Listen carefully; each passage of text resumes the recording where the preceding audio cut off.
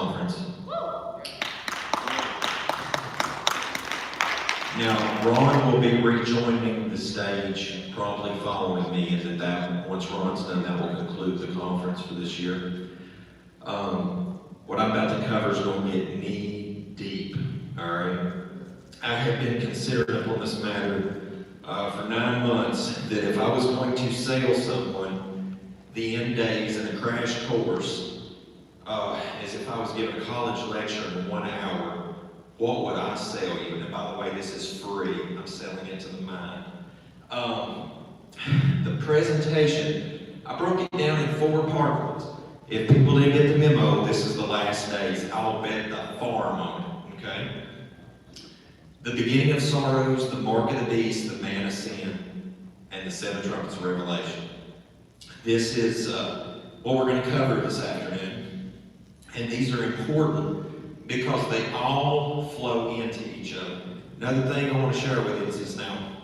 I didn't go home last night or the night before and share any of the content that the rest of the presenters have presented. You're going to see things in here that mirror other parts of other people's presentations, and it's a beautiful thing because that shows me that the multitude of us that are awoke are on a level field on thought process. Yeah. We're seeing a lot of the same trends and things falling into place, and that's got to be the Spirit of God telling that. Because I didn't call Brother Josh up the other day and we talk about the alien thing, and I want to share that in this presentation in a minute. I didn't call Brother Troy Miller up and share some of the slides about the calendar and some things.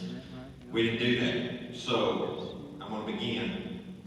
And so this right here, like I said, the goal of this presentation is to demonstrate we are living in the last days and the final generation of this age before the return of Mashiach. All right? Now, I started out with a funny, but it's not really funny. Me and Pastor Dow recently, I was visiting with him at his house at Straightway.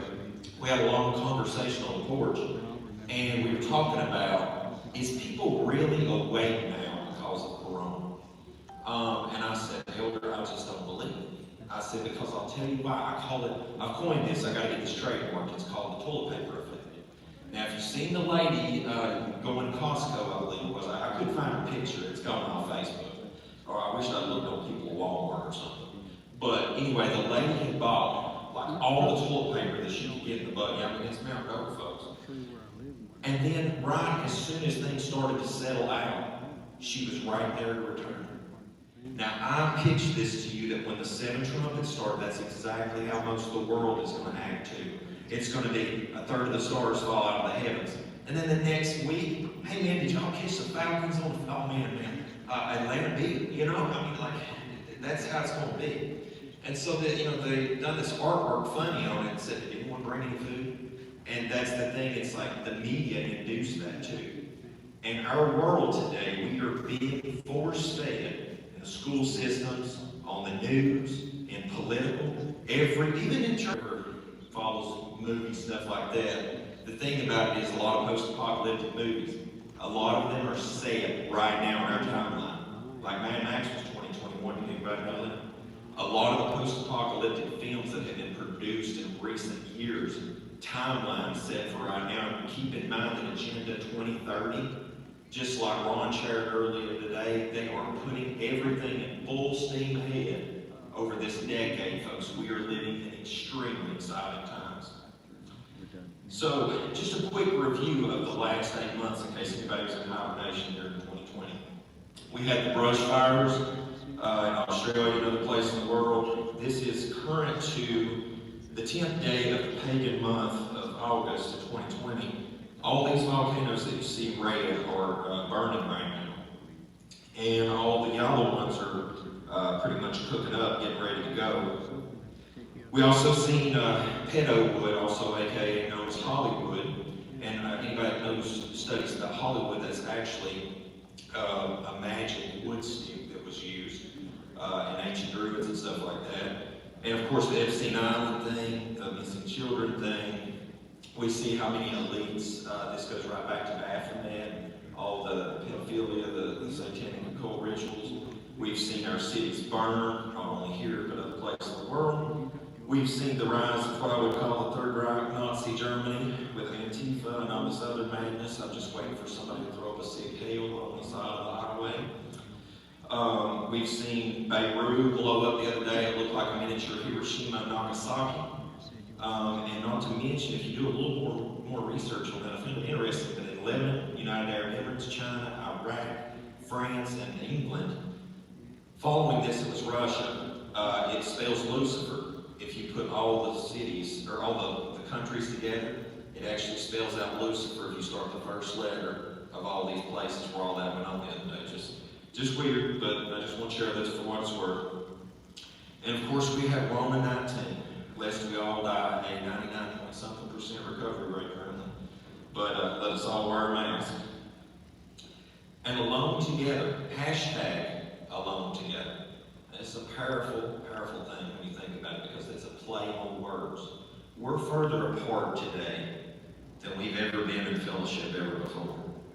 I mean, movie theater, fellowship, going out to eat, it doesn't matter. We're further apart now as human beings than we ever have been before.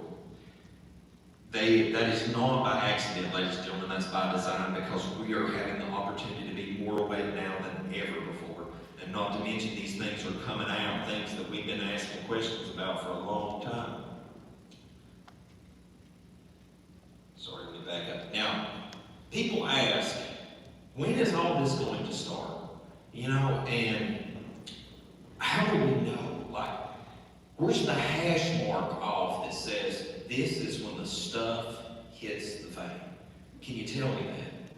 And I can tell you yes, and I don't strive to be a prophet either. The beginning of sorrows, Elder Joe and Brother Joel that helped me organize this event for this year. It was about a decade ago, in a cold winter day in Joel's house. We were sitting there, and Brother Joe, correct me if I tell this wrong anyway. We were sitting there, we were having a discussion about the last days. And 2nd Ezra, chapter 16, came up. And these are some excerpts from the chapter, and I haven't forgotten this ever since. It's on my mind. I can almost quote it off the top of my memory, but I want to read through this slowly with everybody. Woe unto thee, Babylon and Asia. Woe be unto thee, Egypt and Syria. Now I want to pause. We break that down today. That's modern day Babylon is Iraq. Asia is Iran. Egypt is Egypt, or as you look in Scripture, Mitzrayim, Egypt, but that's what we call today Egypt. And Syria is Damascus. All right? So that's the 4 countries today that the Most High God Saints will be laid waste. And if anybody didn't notice, the other day I believe it was the United Arab Emirates, Trump, and somebody else was all talking about peace talks. And y'all know when peace comes sudden destruction, right? Gird up yourselves with cloths of sack and hair, and bewail your children, and be sorry, for your destruction is at hand. Now I'm taking excerpts. I encourage you to please read the book of 2nd Ezra, especially chapter 16. Woe is me, who will deliver me in those days? The beginning of sorrows and great mournings. The beginning of sorrows. We have a hash mark. Now this gives us some kind of timeline, because following this, we know that when a great earthquake worldwide takes place, and a third of the stars fall out of heaven, folks, it's game time. There is no going back. Your ticket stub has been punched. Welcome to the game, all right? But right beforehand, at least we know a hash mark. The beginning of sorrows and great mournings, the beginning of famine and great death, the beginning of wars, and the powers shall stand in fear. Think about that. People in authority, sovereigns of the earth, will stand in literal fear. The beginning of evils, what shall I do when these evils shall come? Further down, then shall they be known. See, then shall they be known. The salt of the earth in this room today, all right? When we're all laughed and mocked to scorn, you know, I have people come back to me now after a decade and they say, Luke, what must I do to get ready? And I'm like, you better start yesterday. You know, because there's 2 types of people. There's those folks coming online now, and then there's folks that just take something. Let's take something out in the world right now. Chemtrails. People used to say, if you said chemtrails, they'd say you're a conspiracy theorist, an idiot. But it's public documented now.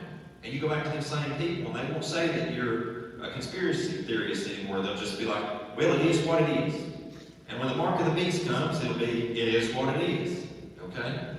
So then shall they be known who are mine chosen, and they shall be tried as gold in the fire. Now, just so if anybody didn't get the memo, Noah was tried in a boat. Daniel was tried in a lion's den. Joseph was tried in the famine. But they all were kept from the trouble, okay? They were spared while others were removed, okay? You know, the righteous will inherit the earth, the wicked will be removed, all right? So we're going to get tried, but that doesn't mean that there ain't a reward at the end. Hear, O my beloved, saith Yahuwah, and I'm substituting in respect the Father's name and on this stuff, folks, because this is either from the KJV Bible or the New Living Translation to keep the simplistic flow for anybody that may not be familiar with the Hallowed Scriptures or the Sefer. Hear, O ye my beloved, saith Yahuwah, behold, the days of trouble are at hand, but I will deliver you from the same, just as he did Noah and others before. Be ye not afraid, neither doubt, for Elohim is your guide, and the guide of them who keep my commandments. If you love me, keep my commandments, all right? Let's all remember that through the days ahead. But here we go, just like Abraham did in his day, and the guide of them who keep my commandments and precepts, saith Yahuwah Elohim, let not your sins weigh you down, and let not your iniquities lift up themselves. Ladies and gentlemen, I'm still a sinful man. I stumble and slip along the way, but right now is the time when we need to be refining our minds, okay? Any pet sins, any stupidity in our life, let it die. Just let it die. Day of Atonement's coming this year. I got a bag of just stuff I've been putting in it. I'm like, I'm removing this from my life. It's going to burn. I'm going to burn that. And I think, honestly, I'm going to set sackcloth and ashes again this year. And that's going to be what I do. But I mean, I'm not saying you have to do that. I'm just saying that any sin in our life, though, it's really high time that we start ironing this stuff out, because we all got our own sins that we have to iron out. Now, I don't like telling anything without having a second witness. As the elder spoke, how I found things on Scripture, is there another witness? There absolutely is. And we can go even deeper on this stuff. I'm just wanting to make sure at least to get two witnesses to filter through this today. Yeshayahu, Isaiah chapter 17:1 says, the burden against Damascus. Behold, Damascus will cease from being a city, and it will be a ruinous heap. The day you see Damascus laid bare is for certain the beginning of sorrows. Right here's one of the oldest cities in the world, and it has been prophesied that when it's laid destruction, that's a hashtag off for the beginning of sorrows. So that gives you some time to really consider when you see this event. Is it tomorrow when the trumpets start? Is it a year or two? Who knows? Only Most High Yah knows today. He's going to start this up. But we've got something to go on, all right? We've got something to start looking at. Now, I'm going to sell you the mark of the beast. I don't want you to take it at all, okay? But we got to understand something. The mark of the beast, and I'm going to get into this in these slides. The mark of the beast is either in the hand or the forehead. If you look at ancient Paleo-Hebrew, you look at the intents. Hand is on action. It is works. The forehead is mental agreement, all right? If that ain't so, then tell me why Hitler in the Third Reich made sure to fill the pineal gland, the decision-making center in your mind, with fluoride. Explain to me why they do that today in our water supply, because we have a decision-making area. They want us numb us down so that we don't make right decisions, serve y'all. Now, what I want to do right now, it's almost prophetic looking. You can look in the past. I can show you today, and I'm going to show you tomorrow. And you won't even have to leave your seat. In 9/11, I work in construction. All right, I believe in stay in your lane. All right, if I come to the house and do electrical work, no, I ain't gonna bother you about your plumbing. All right, I'm not a plumber, but I'm a good electrician. I like to think I'm one of the best in the world, and I don't mean to be arrogant. But that right there is a controlled demolition. Now, we're not here to talk about conspiracy theory. What I want to show you something is whether that it was internal thing done by our government against ourselves, false flag, or let's just say terrorists did do it. I mean, actually, somebody done it that is a terrorist, whether they're in our government or not. But that's a controlled demolition. But what you got to understand is order out of chaos. Illuminati, Freemason, Jesuits, Satanic worship, and the cult, they all have an MO. They like to let you know revelation through predetermination to you, okay? So let me show you 11 years before. Bush Sr., read that line right there. Out of these troubled times, a new world can emerge. Dude, are we at a Freemason meeting? That's order out of chaos, ladies and gentlemen. This has been the Satan's servants and the wickedness of high places. They've been at work for this for a long time. We live in a generation now where you got to understand that as of the days of Noah, so shall come the Son of Man be. It's only capable to achieve these things now because the days of Noah was Nephilim, all right? And we are trying to hybridize mankind. Not only that, the things that were taking place in Noah's day, if we laundry list it out, we're falling right in line with it. And the important takeaway from this is that you can't just do this overnight. It's just systematic. And so the first thing that we have is an invisible enemy. Instead of seeing the swastika on the arm or the land of the rising sun on the Japanese soldiers or whatever war it may be fought, now we don't know. The person sitting next to this room today could be a terrorist. We don't know. And then, Then the next thing that's come up is Romans 19. It could be killing us as we sit here right now. But we can't see it, we can't touch it, but it's there. It's almost like electricity. I can't see it, but if I touch it, I know it's there. Just like the Most High Yah is there, and people need to start believing. But this right here, this is the second step to remove freedoms, because just as the Patriot Act in 9/11, now with the coronavirus, we've had more freedoms taken away than ever before. I literally travel this country and this world all the time. I'm gone now more than I'm home. And the other day at the TSA, I thought I was literally going to get hauled off and held my driver's license that long. Keep in mind, I've never committed a crime, murdered no one. I don't run drugs. I could just keep going. You know what I'm saying? But I'm telling you, we're getting to a point where that our freedoms are going to be gone. That biometric thing that Ron talked about, this ain't no joke. I mean, it's coming.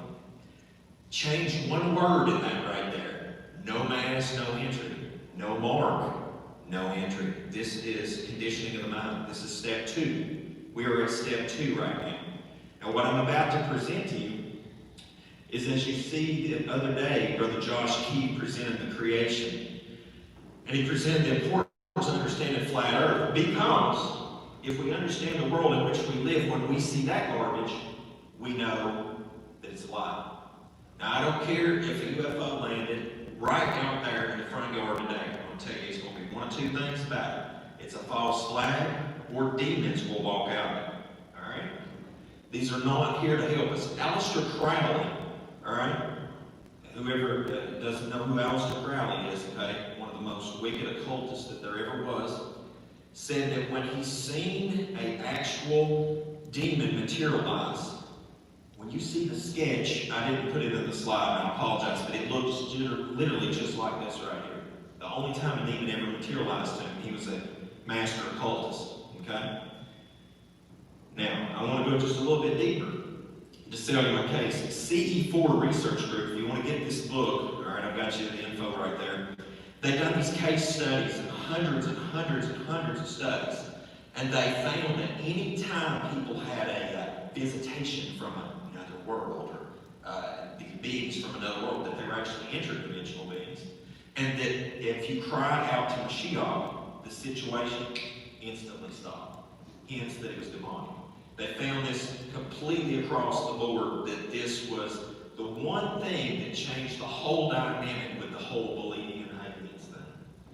This is going to be a great deception in the last days, and I believe, and I can't tell you 100% this. I'm warning you this so that you may be prepared, because I'm going to show you the man of sin in just a second, promoting this too. Is that when you are told one day, you've got to take the mark, because we don't know if that's you without it, because this creature over here, or, there's so many variables. This is what they've been building for a long time. Ronald Reagan and Gorbachev, Mikhail Gorbachev, I believe is his name, from the way back in the day. All right, this is during the Cold War. I found this that Jimmy Orr reported for the Christian Science Monitor. They were talking, and Gorbachev pretty much cut him off and said, from the fireside house, President Reagan suddenly said to him, "What would you do if the United States were suddenly attacked by someone from outer space? Would you help? We'll be right there for you." He said, "We too." You see, Satan knows that the things that are going on, it's got to be a great deception, all right? One that, you can almost deceive the very elect. Now this is the man of sin we'll get to in just a minute. I'm going to tell you that that's the man of sin, no doubt about it. I've got a ton of testimony to give. But Pope Francis said he would baptize aliens. Could you imagine if I stood up here at this conference today and told y'all I baptize aliens? Every one of you people would get up and walk out the door, and if you didn't, I'd be ashamed of you. This is madness, all right? But this is the preparing of the mind. Okay, that's a great war Babylon's leader right there telling the world that they did. Here's first time in the world. We have a space force. Looks like Star Trek logo. All right, they're getting geared up because when Mashiach does come back, people's going to be scared to death and go, oh my gosh, here comes these creatures again. When in fact, that sky dome's getting ripped open and it's a new kingdom coming, buddy. You better be ready for it. You better have your ticket ready to punch. Now, I'm going to pop into the man of sin in just a second. I just want to share this. Do you remember, I can't remember if Ron had, was it Ron that had the reference to They Live earlier? All right, Ron had this up earlier today, all right, from a different angle. Now, I want you to think about this today, that these lenses that he's got on, that's our spiritual lenses, all right? Not literally those lenses, but we've got something different today. We've got the spiritual lenses right here. The world don't have that. And when you start applying that to the reality we live in, you know, you go to church and the pastor just talks about all this stuff, but he never really puts two and two together. He used to be a deacon in Free Will Baptist Church. I'll tell you two reasons I was done with it. It was the same old junk every other day and didn't want to keep the Father's commands.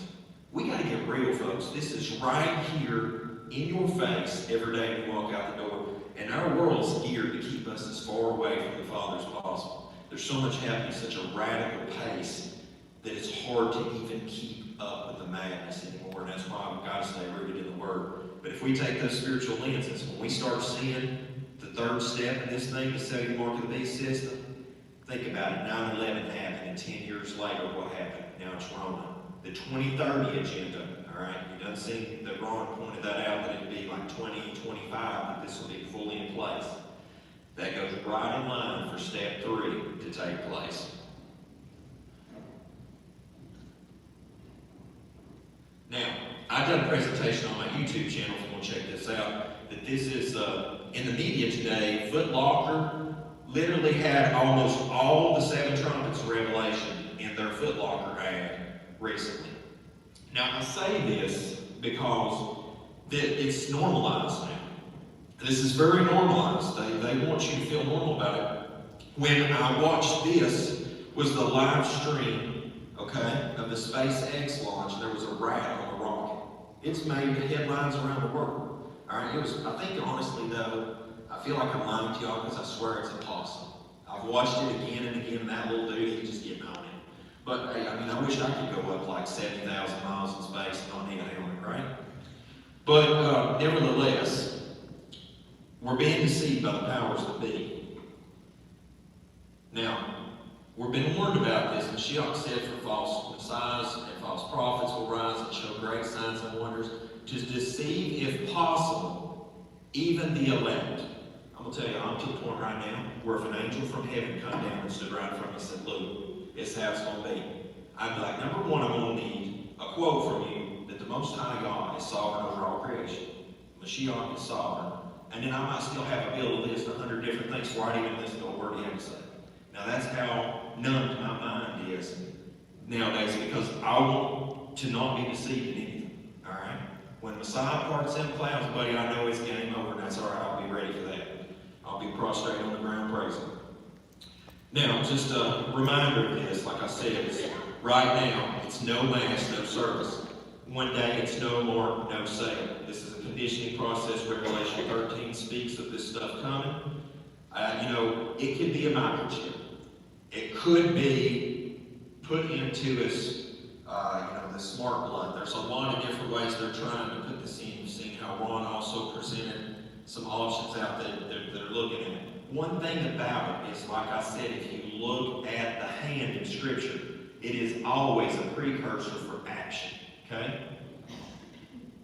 Now right here, I want to show you this, that the Scripture pretty much lays this out about the hand and the forehead. Revelation 7:3 says, saying, hurt not the earth, neither the sea, nor the trees, till we have sealed the servants of our Elohim in their foreheads. Here's an example from Ezekiel. And Yahuwah said unto him, Go through the midst of the city, through the midst of Jerusalem, and set a mark upon the foreheads of the men that sigh and that cry for the abominations that are done in the midst thereof. A seal, okay, I know it says mark right there, but you look at that interchangeably. That's a seal. We have sold out to y'all in this building. I hope that everybody here is rooted in Him. But there's two ways that people perish with the mark of the beast. People will be like, well, I ain't going to sign up with the Roman Catholic and worship her. I'm not going to worship this way.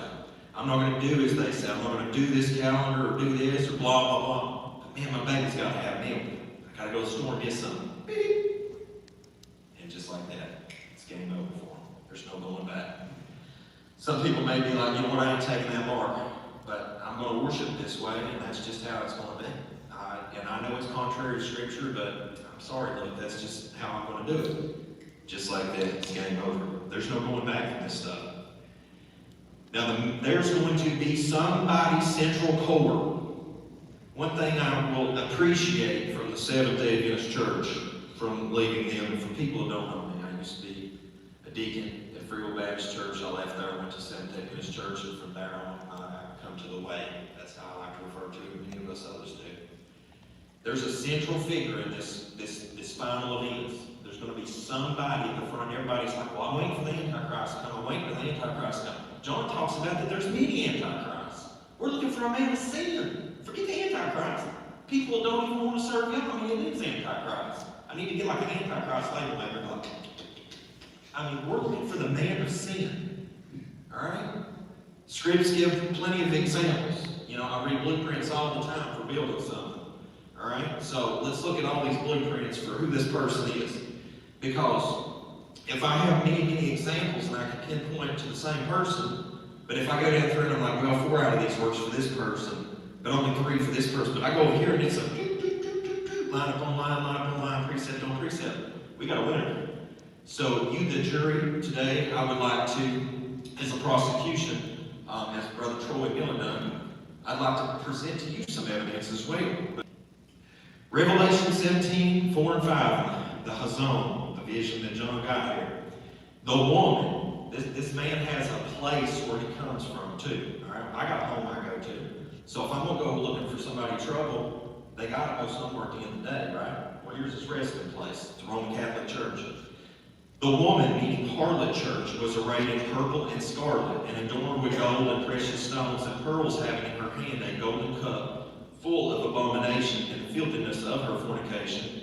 And on her forehead a name was written, Mystery Babylon, the Great, the mother of harlots. So she's got other little children, okay? That's the churches that's come out of her.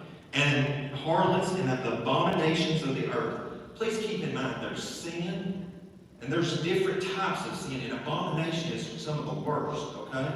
I don't know how many times I've seen pastor blast people for homosexuality, and then they'll go right from there, go to the restaurant and eat pork. Like, how's that working out for you, bro? I mean, dang. You know, we don't get to pick and choose in this thing. So right here, this is what it is. If you go to Wikipedia, all right, we're just going to keep it as simple as possible. Catholic Church term is most often used among Catholics as Holy Mother Church. That's the Mother Church from where all other church comes from. Folks, I've read Catholic Catechism. I feel like sometimes I could have made a better Roman Catholic than some Roman Catholics. I'm telling y'all, I mean, like, I have read it so much, it sickens me. You wouldn't believe the abominations that's written in the Roman Catholic Church. But we got to figure out, is this for sure where this man of sin resides? Because right there, if we break this down, the Ark of the Covenant, when it was carried, it was blue put over. That was for the 10 Commandments. All right, that means the law. And then you'll see there was purple. There was other colors put over. There was a way that it was carried. Do you see blue in that building? I don't see blue anywhere. I see purple and scarlet and the golden cup where they do the Eucharist and all that abomination. Oh man, she's got a lot of money. The Roman Catholic Church is one of the richest institutions in the world. Evidence 2. And here is the mind which hath wisdom. The 7 heads are the 7 mountains on which the woman sitteth. The Roman Catholic Church sits upon the 7-hilled city of Rome. All right? Now, some people's wanted to go, well, Israel and other places. The problem is we got to go every single line out. All right? Evidence 3. 2 Thessalonians 2:1. Now we beseech you, brethren, by the coming of our Mashiach Yahushua HaMashiach, and by our gathering together unto him, that ye be not soon shaken in mind, or be troubled neither by spirit, nor by word, nor by letter from us, as that the day of Mashiach is at hand. Let no man deceive you by any means, for that day shall not come, except there come a falling away first, and that man of sin be revealed, the son of perdition, who opposes and exalteth himself above all that is called Elohim, or that is worshipped, so that he as Elohim sitteth in the temple of Elohim, showing himself that he is Elohim. And what you're about to see is the man of sin seated on the golden throne, and it's what it's supposed to be, one of the most important places to worship Elohim in the world. Now, if this was the temple, and this was the Holy of Holies, and we just keep going, inner court, outer court, I don't care if I would have even been born Israel, I'd be all the way out at the back end of the temple, prostrated on my face and worship on set-apart days. This joker's sitting on the throne like he runs the show. All right? He's going to die just like me one day. All right? This is an abomination. Matter of fact, if you look sometimes also in occultism, the cross is inverted. He'll sit sometimes on the throne underneath the occult sign where the cross is inverted too. No, I'm sorry, I didn't get to give you that caveat. All right? Now, number 4. Here is wisdom. Let him that hath understanding count the number of the beast, for it is the number of a man, and his number is 666. Now, I'm obsessive compulsive. All right? I'm so grateful I am. Because I look at numbers all the time. Numbers, consistency. And this is the thing, if I can find 666 multiple times, again and again and again and again, and it's attached to the same individual, then guess what you've got? You've got a winner. Now, here we go. Titles of the Roman Catholic Church that add up to 666, and please forgive me, I just can't compile them all right, but I'm going to give you some kind of a menu board full here today. The Italian Church, Vicar of, I'm going to try to translate that one, just Elohim's son. Head of the clergy, Latin kingdom, Latin-speaking man. But I want to hone in on this one for a second. To stand in the place of some Yah, I would never take those words into my mouth. Now, if you look, Brother Josh Keefe lit in on the globe of Earth right there. The Vatican, the heliocentric model, I think it was Copernicus, and the Jesuits and all this stuff. This also derived from the Roman Catholic Church. The world we live in today. It's crazy stuff, folks. The earth revolves around the sun at 66,600 miles per hour. And I had to fact check this Sunday because it's been a minute since I got into flat earth because YouTube just shuts me down anymore and talk about it. So I just try to focus on salvational stuff. I'm not talking anymore, but curvature of 1 mile, 0.666 feet. Also at 10 miles, it's exactly 66.6, I believe it is. I seen that the other day when I was researching more back over this. Earth tilts at 66.6. Now keep in mind that the globe model came from the Roman Catholic Church as well. And the Pope put his seal of approval on it. Evidence 5. Revelation 17:6 says, and I saw the woman drunk with the blood of the saints and with the blood of the martyrs of Yeshua. And when I saw her, I marveled with great amazement. Now please keep in mind that when the Eucharist is given, that's supposed to be Messiah re-sacrificed every single service at Mass. Alright? Blasphemy. Now keep in mind this too, when you envision, now that we see this beast power, so we know that it's a kingdom, and we know what the 7 heads are, we know the purple and scarlet, we're starting to see all this come together as an entity. Then we look to see, well, what entity done that? Here is the Spanish Inquisition. Master Yah, I hope you reward these servants greatly. You know, one day, folks, I knew there would be children in this today, so I didn't put like the modern day guillotines and stuff that we're probably going to face, the FEMA camps and everything else. But this right here, these people went through great things and trials dealing with the man of sin for their faith in Yeshua. And I hope they held firm to the end. But she is drunk with the blood of the saints. Hitler, Mayo, Stalin, they could have learned something from the Roman Catholic Church. They just nothing compared to these jokers. All right. Number 6, Revelation 13:14. And deceiveth them that dwell on the earth by the means of those miracles which he had power to do in the sight of the beast. Now, some of these things are going to come to pass soon, too. That saying to them that dwell on the earth that they should make an image to the beast which had the wound by a sword and did live. Now, this happened too, because once again, this was a kingdom. This deadly wound was inflicted. Now, Seventh-day Adventist Church goes in on this a lot, but the thing about it is it did happen. General Berthier come in and took the Pope's power there in 1798. They got shut down for business of abomination, and in 1929, they got opened back up. And the heel wound of many years there, you see Cardinal Gaspari.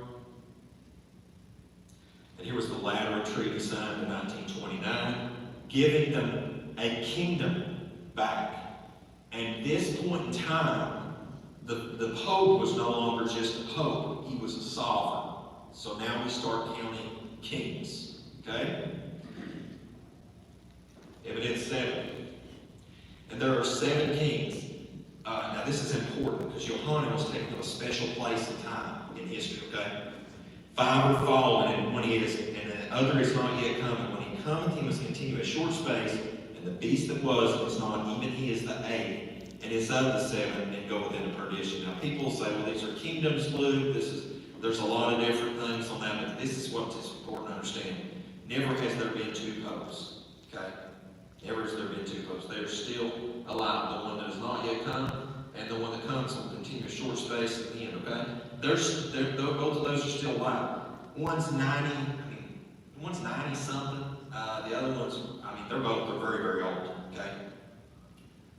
2030 agenda, folks. Please keep this in mind. 2030 agenda. They can't make it past 2030. All right? I just don't see their health lasting that long. Okay? We all have a ticket that gets punched, and theirs is about to come up.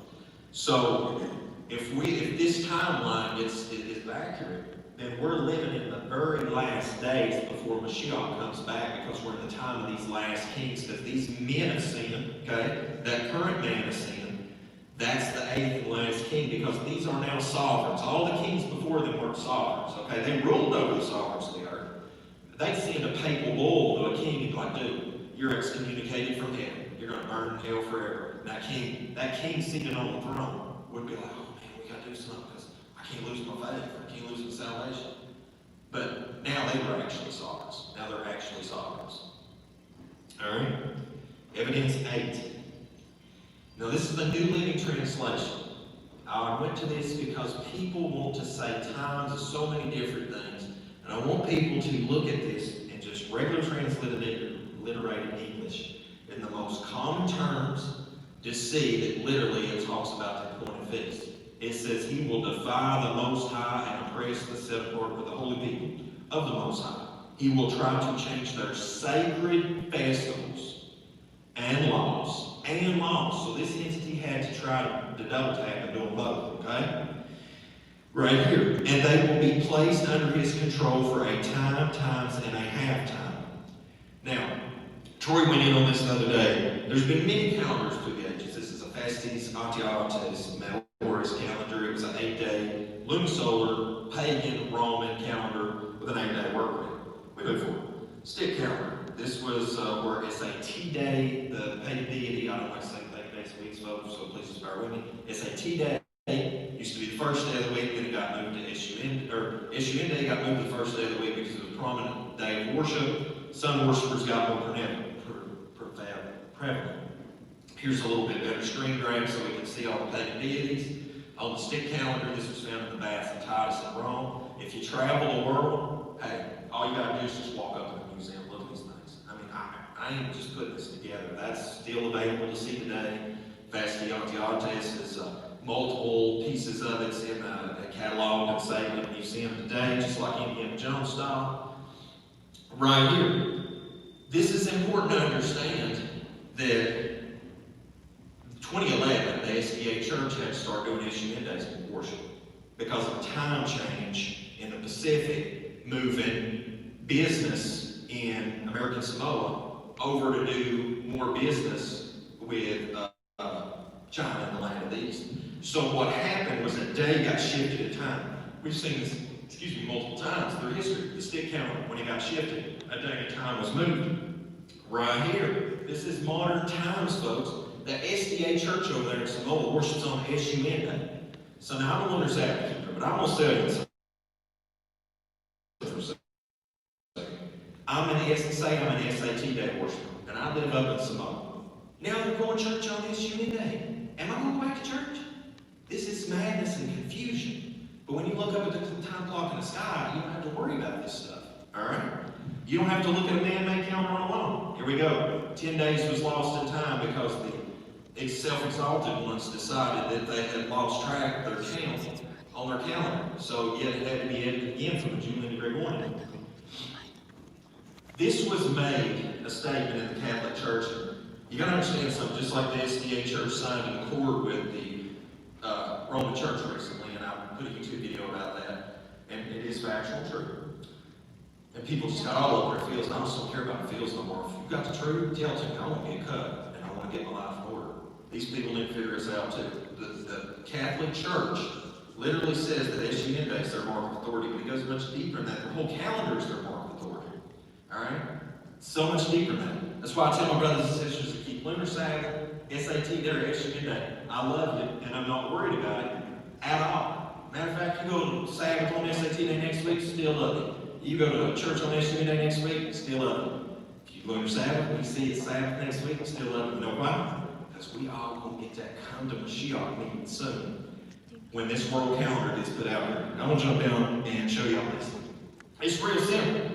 We have the pagan days of the week as they always have been since we've known them. We have a world day. It doesn't count. Alright, so you just went to church on SAT Day. Next day on World Day, what is it? Somebody answer. It's nothing. Now you've lost a day in time. Congratulations. Now, the leap year gives you the World Day in the middle. At the end of the year, you get an additional World Day. So if the next year is supposed to start on SUN Day, what is it actually starting on? 2 days later. This is madness, but it's coming. And that's why I don't care. You've seen people thought it was just the most radical thing to bring all these people that have so many different ways they keep Sabbath, their beliefs, thoughts. Luke doesn't care anymore because I know there's a day coming where we're all going to be one in mind and one accord, because the only other option is Babylon and the beast. Alright? It's not Beauty and the Beast, it's Babylon and the beast. So, this world calendar, I was almost surprised in 2015 it wasn't enacted. Me and Troy actually had an intellectual discussion about this the other day, because it would have been the perfect time, but they missed it. So now I've got to do some search this year on the 2030 agenda to see where this fits in. Okay, who knows, maybe 2025 again. Because they could have started off the old calendar just like the Julian to the Gregorian and went right into this one. Okay? But this is their intent, and Rome will put their seal on this eventually, from what I understand. So it's time we really start questioning when it's Sabbath. Okay? Because I'm not going to beat up on nobody. But I will say this. Whose calendar and when you worship determines when you worship. That's just facts, folks. Okay? Now, preparing for the trumpets, the 7 trumpets of Revelation. They are coming. I may die during them. And matter of fact, I'm going to tell you all a quick little side tale out here. I'm running right on time. I'm going to keep this 3 minutes so I stay on time. I got married, and 3 days later I died. True story. I woke up at 2 a.m. and my heart had stopped for what seemed to be about 10-15 minutes. It was cold as ice. I wasn't breathing, and I woke up and I felt blood start. I felt my heart like, everything started going back normal again. And you know how like your arm falls asleep? Like my whole body was just like that, And here it was just 3 days after I got married this year. And I've never had that happen, and I guess they say it's sleep apnea that can cause this phenomenon or whatever. I'm going to get it looked at. I'm going to go with a doctor. I've just been very busy. But I woke up and I thought to myself, man, if I died tonight, I feel like I died in a good place. You know what I'm saying? Like for the first time in my life, I felt like I was in a good place. Decade ago, if I'd have died, I'll be honest with you, I think I would have been burned in the last great judgment. All right, so we need to find that kind of peace now, because man, when the trumpets start, I want to be walking down the street, my beat rate on my heart don't even go over 80. An asteroid hit right there beside me, and I'm just like, keep on cutting the grass. that point in place with our faith and walk with Master.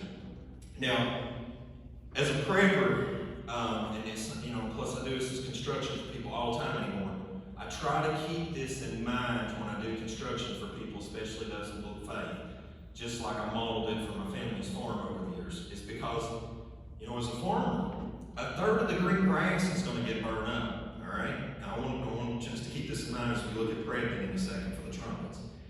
A third of the seed becomes blood. They just came out with a new piece of equipment. Email me at 7trumpetsprepper@gmail.com. I'll get it to you. These guys live next to the ocean. There's no doubt in my mind the ocean water is going to get flooded in probably about 500 miles in around our continent and many other places in the world whenever the trumpets start. There's a new machine that they got. It's like $70. You can pump it and it will desalinate water for you. It filters it too, so you drink it like, any bacteria and stuff like that. They got that project funded like over 600%. People jumped all over. As soon as I seen it, it's like, this is unbelievable. But thankfully, just like it says in Scripture, in the end days, men will run to and fro, knowledge will increase, the end will come back. We can even desalinate water on the go now. So there's a lot of preps we need to consider. That's one I didn't put in this presentation, but is an honorable mention. A third of the sea becomes blood, a third of the ships and sea life is destroyed. A third of the water turns bitter. Third of the sun, moon, and stars do not shine. Fifth one, locusts. We can also look at this as demons. Wield the beast's military power. Because keep in mind, we already seen that the man of sin said that he totally hook up with these fallen angels and demons. Got the sixth one, 200 man, a million man army, a third of mankind killed. River Euphrates is currently, from what I understand, pretty much about dried up. And Scripture talks about in the last days the river Euphrates being dried up for the kings of the east to come this way. China's already got a massive multi-million man army together. I think they have capped over 200 million at this point, and they're on the India border because they got a dispute about land in India. And it's going to look like a board game of risk before it's over. It's like, oh, got India. Oh, Saudi Arabia. I can just see this. All right, so just try to visualize that. Trump is 6 right there at the doorstep too. And lastly, 7, the kingdom of Elohim is declared. Bowls of wrath poured out on the wicked. And we're not going to get into the bowls of wrath because the righteous is protected during that time. But we need to worry about, just like in Moshe's day, the plagues and junk we're going to deal with as we're coming out of Egypt, right? So in this last 15 minutes, I'm going to cover is the 3 topic points we're going to cover. So what can we do to prepare, okay? What are the types of preparation? How does these apply to the final events?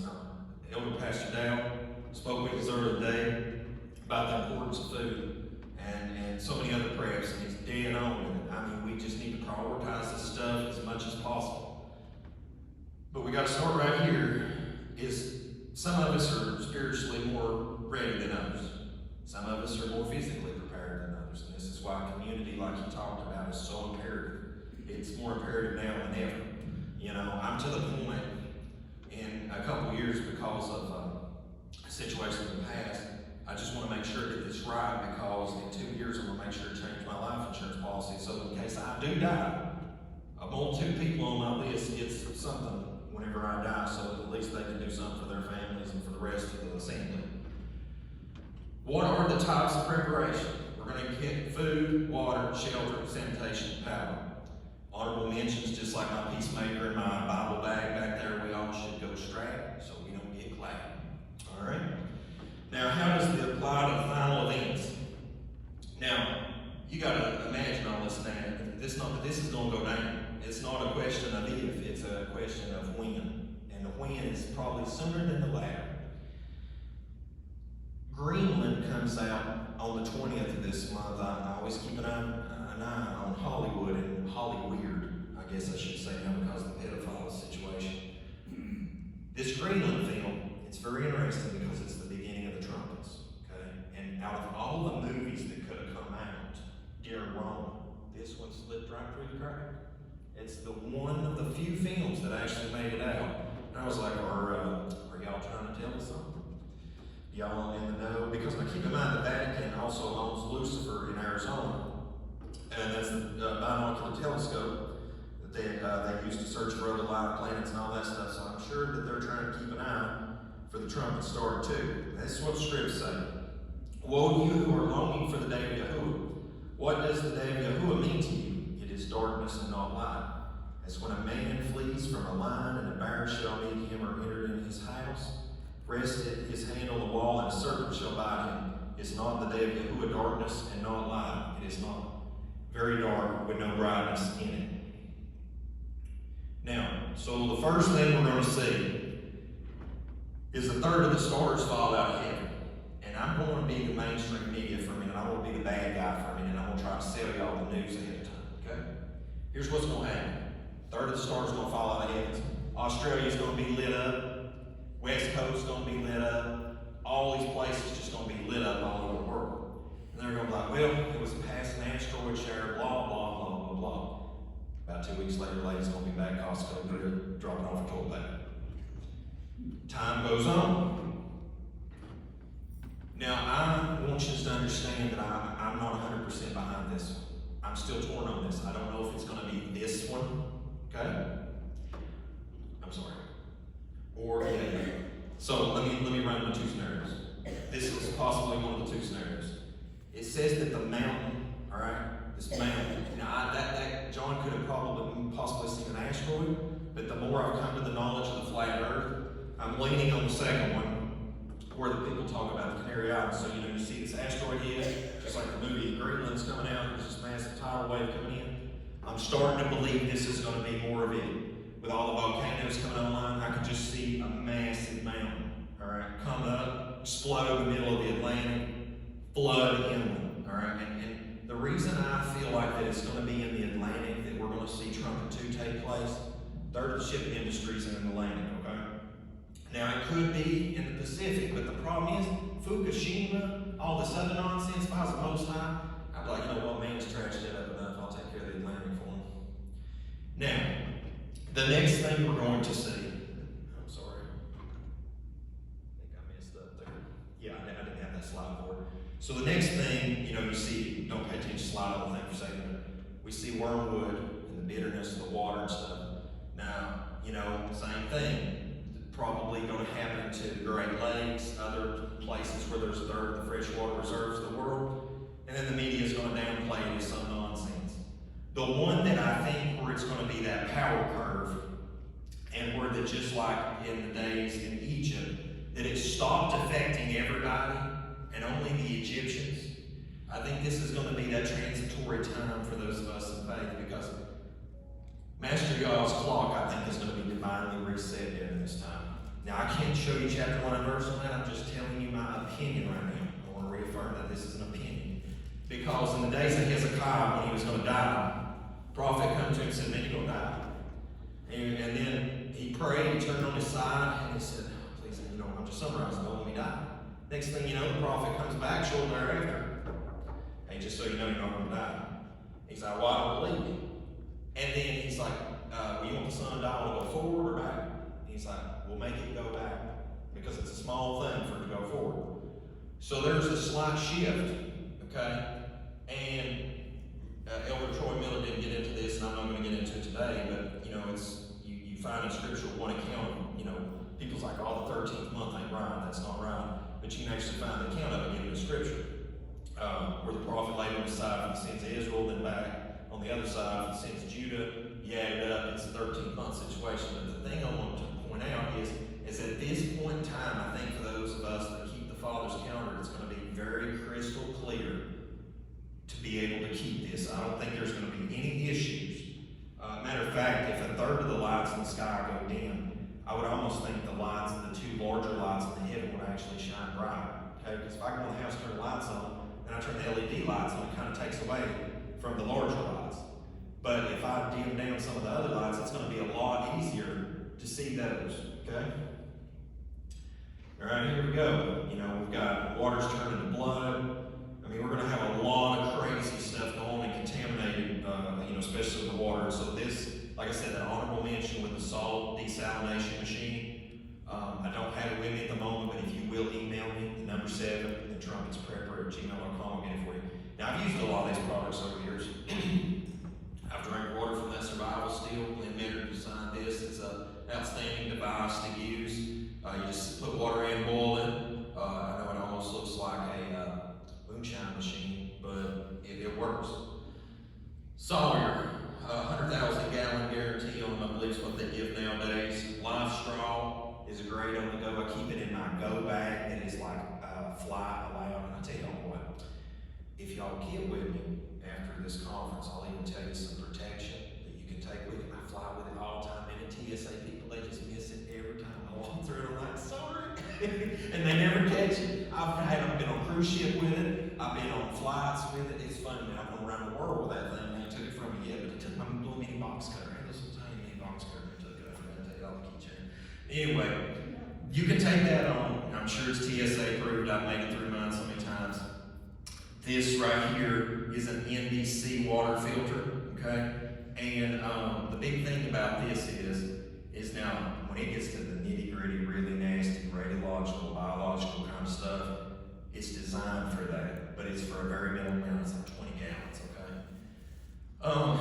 Next thing is the Berkey. It's great for just rain catchment, stuff like that, but you also want the heavy white filters for heavy metals and stuff like that, because you know they're spraying skies with barium and aluminum, which if you take the elemental chart and put BA with AL, you get the false deity. So, I mean, they got to do everything in the world to honor Satan. Essential water, if you're going to just store bottled water, the good thing about essential water is it's high pH. People's like, hey, if you drink too much high pH water, look, you can just die. I'm like, dude, did you just see that I went down to Taco Bell and ate a taco today? You know how much acid that is? Like, there's the acidic food we eat anymore. I bet you could drink high pH water all day long and not drop out. And the best thing of all is having a weight, okay? You just cannot beat having a weight. All right, next up. Food. Now, I'm not going to stand this long as Pastor Dale. Definitely made a good point on stuff today. Canned food's great, all right? And canned food, you just can't beat it. MRE, because that's the real stuff. You grew it, you know what's in there, you know what you get back out. MREs, only bad thing they get with MREs, a lot of it has profane abomination in it. It's like you get the pig poking all in it, so you have to be real careful with buying MREs by the case. You can get individuals and you're all right with it. The 20 years shelf life cans, if you get them, the good thing is to get a lid, an extra lid per can, and put on the bottom, because when they sit on metal shelves, that's the only fallout on these. The cans rust out real bad, okay, especially if you're in a humid place. Canned food, you know, salmon, there's a lot. Did I say that right? What's that? It's salmon. Is it salmon? I get caught on that one a lot. Salmon and other canned meats, things like that, things that last 3-5 years. There's some stuff that lasts a long time. Man, you'll get some peanut butter. I get up at like 12 at night, I can't sleep, I eat some peanut butter. Man, I'm telling you what, I'm enlarged in my borders, all right? Peanut butter will get you through on hard times, all right? I just wouldn't eat it all day, every day. Then you can vacuum seal stuff. They make those freeze dryers and vacuum sealers nowadays. The last honorable mention, and it's not even honorable, but you know, you gotta be careful with these food buckets, because there's enough salt in that to preserve you over twice. I mean, like the salt content in it's just madness, all right? But yeah, other than the sodium issue, a lot of that bucket food, you can get by on. Now, I don't have this book anymore. I left it with one of the honorable pastors up there at the New Bethel Church in New York, brothers and sisters of faith up there. I left it with them. He's a realtor, and he can help a lot of people up there. But now, this is only a PDF form right now that you can purchase, it seems like, because the hardcover print, they're just not out there to be had right now. But if you look this up, Strategic Relocation by Joel Scouts, and he done for a career pretty much what I do right now for people, but just a little bit more uptick and like larger jobs and contracts and stuff like that for the government. All right, now shelter. Jamaican Cottage Shop is like, you see that house right there. They're out in Vermont, I believe. That you can get these small kits, ship out to your land. Say that you can at least get one up right now and you just store the other one away. Believe me, folks, when 7 Trumpets Revelation starts and your job's gone and everything else is gone and reality's gone, the TV, you'll have a week to throw that up in the backyard with the family, okay? So buy the kit, put it in the barn. If you can't get to it today, I promise you'll get to it then. A yard can go up in a day, all right? Now, the only thing about it is people live in these things. I put solar up for these people living in these things. That's a 3-season house. It's not a 4-season house for me, all right? So don't build one build, man. Look, I'm freezing to death this winter. I'm like, yep. So the only thing about a yard, get a fireplace in it, double insulate the bottom of the platform. tiny house on wheels. They're great. They're not for everybody, but the thing about it is it's mobile. You can take it with you. My friend Randy builds those and like $15,000. We got a 16-foot tiny house. Okay, and I'm not trying to sell houses for Randy. I'm just saying like you can even have something in such a small investment, and then you can go all the way up luxury. Earthen homes can be dug out and built pretty efficiently nowadays. There's plenty of information online for that. Sandbags, all the stuff to build up the retaining walls, things like that. RV, it's once again it's mobile, it's a backup. You can get a lot of those off of Lego, eBay, places like that as a backup. That right there, the Yukon 10, believe it or not, that's for extreme cold, but I wouldn't want to live out of that. But just in case you have that out in your cabin or whatever as a backup in case something happens to your actual regular place. This is the thing people don't think about, all right? Sanitation. They sell portable sanitation stations nowadays. You can dig an outhouse on your property on a lot of places that don't have restrictions. But you need to think about this because like right here, this instant hot water, hot shower, whenever you want to take a warm shower later down the road, folks, that's the one luxury I just don't want to give up. And I don't mind getting dirty, I want to get clean. I worked in Alaska for a week straight. And when I went to the shower house place out there in the middle of town, I was ready to give my money as soon as possible because being dirty for a week, it ain't no fun. But you need to really consider about this because there's solar water heating outside. There's so many different ways that you can heat water and like I said, with a fireplace too. But they even make this where it's battery powered so that you can even pump. So there's a lot of simple setups that you can solar power. It's not going to be like that 5 shower head thing that you see Kohler sell or whatever. I guarantee you it's going to beat the dirt off of it. Next up is, this is my lane that I drive in. Wind power, for most of us, it's supplemental. If you're going to invest in alternative energy for being ready for the trumpets, when the power goes off for good, this is not where you start. We'll jump down here. This right here is thermoelectric power. Thermoelectric's okay, but it's just for smaller stuff. They don't sell this on a large application anymore. And it's just like we don't have coal-fired plants much anymore. Those days are done. But that is useful for just on the go for small equipment and USB and things like that. If you have a stream on your land, hydroelectric power is the best power you can have. It runs 24/7 all year long, no questions asked if you've got enough drop and head power. This right here is a wood gasifier on this screen. This is a much nicer put together wood gasifier, but I've shown them on my YouTube channel years ago. If you just type in 7 Trumpets Prepper wood gasifier, we threw one together in the backyard for a couple $100. It'll run the generator, okay? You just need to make one modification to what we showed how to build in the past. Make sure that ammo can to put like y'all see the kitty litter bags where they got like the thing and you pick it up and it still lets the other litter go through. You need to have a bag like that so that it catches all that extra gunk off the wood that you gasified so that when you change the filter out, you just grab and go in with the next one.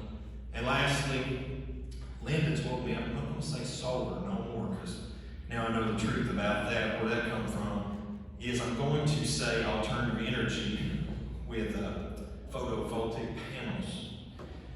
Photovoltaic panels are absolutely the way to go. And you can, we figured out how to do this like Lego blocks now. You can do it a little at a time, come back later, add more, come back later and add more. And that's the way that we try to work for customers nowadays to keep it affordable. But if you want to have dependable power, especially if you have medical equipment, people that need insulin, refrigerated, things like that, aside from hydroelectric, that's the next best thing. And I encourage you to have some, okay? Because it don't even take but like a couple thousand watts to have a freezer or refrigerator running respectively, okay?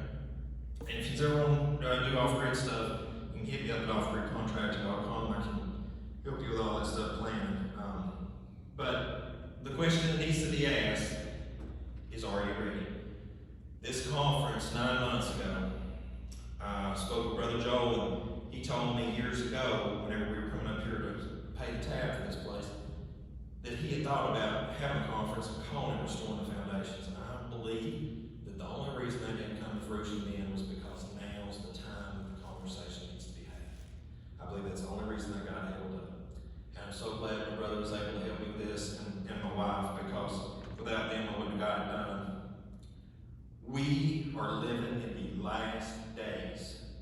We have got to get ready because we don't want to be caught in that mess called the city. We need to get up out of Babylon. We need to get out in the woods. We need to get out somewhere that's safe. We need to build communities. We need to do anything we can to get out here, okay? Because then people will consume themselves in the sword one day. And I was thinking about something Pastor Val said earlier today too. It's about casting the money in the streets. In Venezuela today, if you walk in Venezuela, there's money littered all over the road. People's just throwing out their cash because it was worthless. Okay? And that also shows you how socialism works for it too. If you want to read The Road to Serfdom, it's a great book about pre-Nazi Germany, not to get off subject. But we are headed in a terrible direction. This is where our mind needs to be right now. We need to be asking ourselves that every day. Are we ready spiritually, mentally, physically? I want to thank everyone for attending this year's conference. I hope that the work that we've done and the 9 months of planning, to execute this, I hope it was helpful, edifying, and blessing to everyone. I had no idea 9 months ago that the world was going to fall apart. Now, we've got 1 hour left before we're out of the building. Brother Ron's going to come up. I'm going to swap the laptops out. I'm going to let him finish his presentation. I want to apologize to y'all earlier that we had to interrupt that. I just didn't know how that was going to shift on the time for the other speakers, but we're going to make sure to accommodate that, and the conference center is going to allow us to use the additional time. They said not to worry about it. So, once again, I just want to say thank you so much for coming out. We're going to figure out every way possible to make it happen again next year. We'll stay on.